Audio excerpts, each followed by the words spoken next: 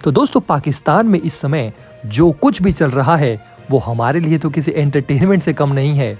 एक तरफ तो पाकिस्तान की इकॉनमी मरी पड़ी है, उसके बाद IMF, सऊदी अरब, चीन, अमेरिका सब पाकिस्तान को कठपुतली की तरह नचाए जा रहे हैं पैसों के लिए। जैसे कुत्ता हड्डी के पीछे भागता रहता है ना, वैसे ही दोस्तों पाकिस्तान पैसों के पीछे भाग रहा है, लेकिन उसको पैसा नहीं मिल पा रहा है। अब पाकिस्तान का मैप ही कुत्ते जैसा है तो कुत्तों वाली हरकत तो वो करेगा ही ना। खुद देख लीजिए आप, है ना पाकिस्तान का मैप बिल्कुल कुत्ते के नक्शे की तरह। साथ ही दोस्तों IMF ने तो शाहबाज सरकार को ऐसा नचाया हुआ है अपनी उंगलियों पे, इतना तो कोई जोरू का गुलाम भी नहीं नाचता होगा। आज ही पाकिस्तान सरकार ने IMF के कहने पर पेट्रोल के दाम में 32 रुपए की बढ़ोतरी कर दी है। अब जो लोग इंडिया में 1-2 रुपए पेट्रोल डीजल के दाम बढ़ने पे इतना हंगामा मचाते थे, वो सब शुक्र मनाओ कि आप पाकिस्तान में नहीं रहते। यहाँ तो मोदी जी की कुशल सरकार ने सारी सिचुएशन कंट्रोल में की हुई है। अब दोस्तों पाकिस्तान की तो बात ही छोड़ दीजिए, वहाँ पे तो मुश्किल से 2-4% लोगों के पास ही गाड़ियाँ हैं, लेकिन शाहबाज सरकार ने एक साथ 32 रुपए जो बढ़ोतरी कर दी है, उससे पूरे मुल्क में शाहबाज सरकार के खिलाफ ही लोग उतर आए हैं। अब चलिए पेट्रोल की कीमत तो बढ़ा दी है, पेट्रोल नहीं डलवाएंगे, गाड़ी के बिना भी चल लेंगे वहाँ के लोग, लेकिन खाने का क्या किया जाए। पाक जनता के पास मुश्किल से 2 टाइम दाल रोटी खाने के पैसे हैं। चिकन तो वहाँ के लोगों के लिए इस समय सपना जैसा हो गया है। चिकन खाने के लिए तो लोग अपने सोने तक को गिरवी रख रहे हैं। इसीलिए तो सब लोग अब पाकिस्तान में मोदी मोदी कर रहे हैं। अब इन्हीं मोदी जी से जुड़ा हुआ एक और किस्सा बहुत ही मजेदार हमारे सामने निकल कर आ रहा है, जिसमें कुछ चौंकाने वाले खुलासे हुए हैं। दरअसल दोस्तों अभी कुछ ही समय पहले जब इमरान खान पाकिस्तान के PM थे और जनरल बाजवा वहाँ के आर्मी चीफ थे, तो उनमें मोदी जी को लेकर बड़ी लड़ाई हुई थी। इमरान खान और जनरल बाजवा का जो उस समय झगड़ा हुआ था, अब वो खुलकर लोगों के सामने आ रहा है। दोनों एक दूसरे पर आरोप लगा रहे हैं। दरअसल दोस्तों भारत की मिसाल देते हुए बाजवा से भिड़ गए थे इमरान खान, लेकिन जनरल बाजवा तो उस समय अपने बाप अमेरिका को खुश करने में लगा हुआ था। इमरान खान दरअसल दोस्तों जब से प्रधानमंत्री पद से हटे हैं तो वो भारत की तारीफों के पुल बांध रखे हैं उन्होंने। वहीं जनरल बाजवा ने भी दोस्तों कुछ दिन पहले कहा था कि अगर इमरान खान पाकिस्तान के प्रधानमंत्री रह जाते तो देश बर्बाद हो जाता। इमरान खान तो दोस्तों इस तरह से भारत और मोदी जी की तारीफ कर रहे हैं जैसे कि वो भारत के ही रहने वाले हों। अपनी कई रैलियों में दोस्तों वो खुले मंच से भारत की विदेश नीतियों की तारीफ कर चुके हैं और पाकिस्तानियों को मिसाल दे चुके हैं। लेकिन दोस्तों अब जो ताजा किस्सा सामने आ रहा है उसमें पाकिस्तान के पूर्व सेना प्रमुख पर लगातार निशाने साध रहे हैं इमरान खान। अब इमरान खान ने छाती ठोक कर ये दावा किया है कि पूर्व सेना प्रमुख जनरल कमर जावेद बाजवा चाहते थे कि वो यूक्रेन पर आक्रमण के लिए रूस की निंदा करें, लेकिन उन्होंने भारत का एग्जाम्पल देते हुए ऐसा करने से इनकार कर दिया। अब दोस्तों पाकिस्तान की तो आदत ही यही है कि वो सोते जागते खाते पीते हर समय उसके दिमाग में भारत ही चलता रहता है। भारत का नाम लिए बिना पाकिस्तान में किसी की रोटी भी नहीं हजम होती होगी। अब इमरान खान ने हाल ही में दोस्तों कहा है कि 1 साल पहले जब वो प्रधानमंत्री थे तो रूस की यात्रा से लौटने पर जनरल बाजवा ने उन्हें यूक्रेन पर रूस के हमले की निंदा करने को कहा था।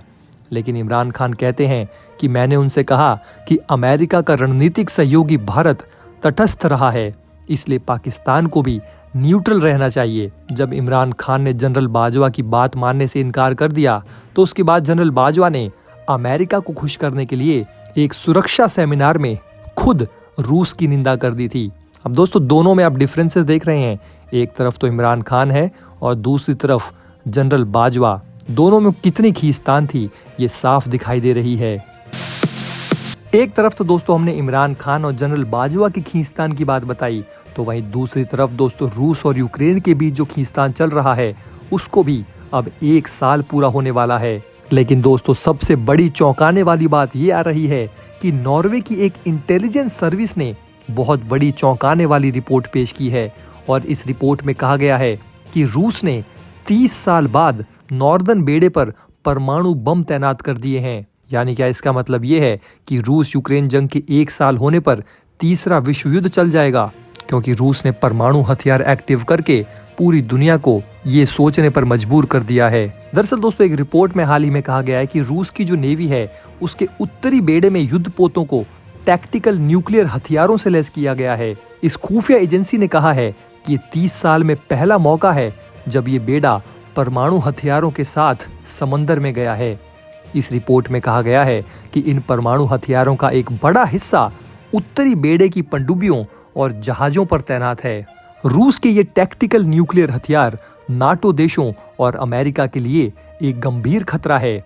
इसके अलावा रूस के पास पनडुब्बी, सैटेलाइट को तबाह करने वाले हथियार और साइबर इक्विपमेंट्स भी हैं, जो नॉर्वे और नाटो को धमकी देने के लिए काफी हैं। आपको बता दें दोस्तों कि जब रूस और अमेरिका में कोल्ड वॉर चल रहा था, उस समय दोस्तों जो सोवियत संघ था, उसने अपने उत्तरी बेड़े का युद्धपोत अक्सर परमाणु हथियारों से लैस होकर समुद्र में जाता था। लेकिन कोल्ड वॉर के बाद से दोस्तों ये पहली बार है जब रूस ने परमाणु हथियारों के साथ जहाजों को तैनात कर दिया है, और ये समय पूरी दुनिया के लिए एक बहुत बड़े खतरे के रूप में देखा जा रहा है।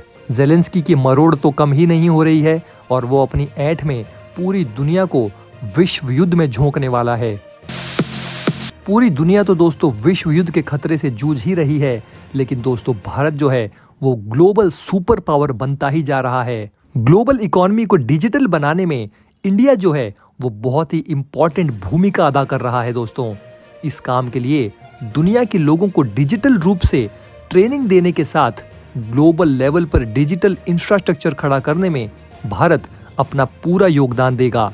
दुनिया के 50 देशों ने दोस्तों हाल ही में हामी भरी है कि वो भारत का जो यूनिफाइड पेमेंट इंटरफेस है यानी कि यूपीआई, उसको इस्तेमाल करेंगे और यूपीआई के जरिए ही वो अपने देशों में ट्रांजैक्शन करेंगे। सिंगापुर के अलावा तो दोस्तों 13 अन्य देशों ने इंडिया की यूपीआई को अपनाने का ऐलान कर दिया है।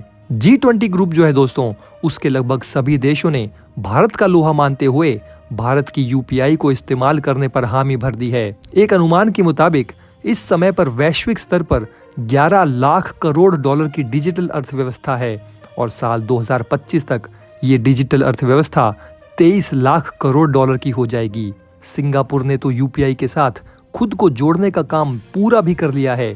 ये वही सिंगापुर है दोस्तों जो पूरी दुनिया में सबसे अमीर और सबसे महंगे देशों में से एक है, लेकिन उसने भी भारत की ताकत का लोहा माना है। गूगल ने भी अपने पेमेंट सिस्टम को छोड़ के भारत के यूपीआई को अपनाया है। इन पूरी बातों से दोस्तों ये चीज तो साबित हो जाती है कि नरेंद्र मोदी और भारत का जलवा पूरी दुनिया के सर चढ़ कर बोल रहा है।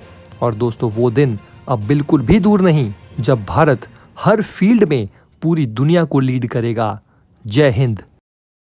दोस्तों अगर आप हमारे काम को पसंद करते हैं और हमारी खबरें आपको पसंद आती है तो हमारे इस चैनल को सब्सक्राइब किए बिना बिल्कुल भी मत जाइएगा।